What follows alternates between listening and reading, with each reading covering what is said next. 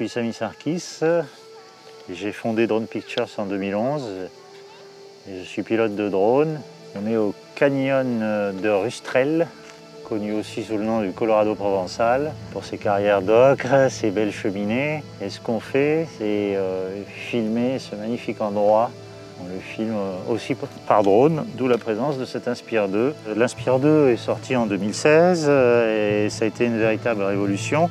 La première chose, c'est qu'il peut voler par des rafales à jusqu'à 70 km/h, voire 80, ce qui est quelque chose que nous avons éprouvé, testé et approuvé et qui nous a sauvé la mise dans ce pays, la Provence, où le Mistral souffle souvent très fort et fréquemment. Là, j'ai mis l'objectif grand angle qui permet de faire des plans larges pour mettre en valeur le paysage et avoir des beaux plans de situation pour commencer la narration. Mon sentiment sur le drone, c'est que comme c'est une caméra qu'on place où on veut, qu'elle peut aller très vite, très lentement, qu'elle peut faire tout type de mouvement, de 0 m à 150 mètres.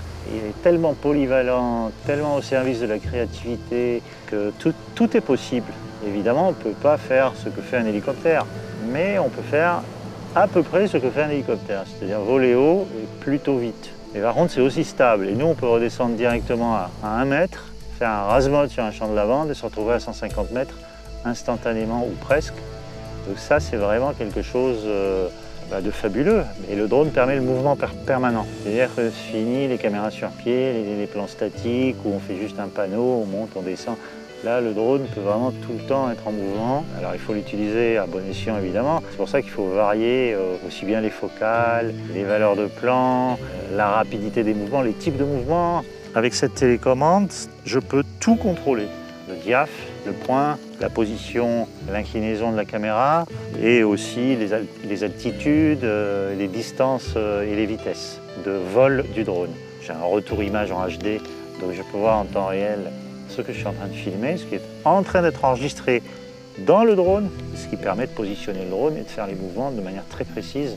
Le travail avec le réalisateur, c'est un travail de construction, c'est-à-dire qu'il va soumettre ses envies aux pilotes et aux cadreurs, parce que souvent on travaille à deux, on en tire la quintessence quand on a un cadreur qui va chercher de manière très pointue et très précise le cadre, et ça permet aussi surtout aux pilotes de s'approcher en toute sécurité, puisque le pilote n'est pas censé regarder l'écran, il est censé regarder le drone et son positionnement, il écoute ce que le cadreur va lui dire et le cadreur écoute ce que le réalisateur lui dit. Donc c'est un travail vraiment d'équipe. Nous, notre objectif, c'est de lui donner une solution et de s'approcher au maximum de la finalité du plan souhaité.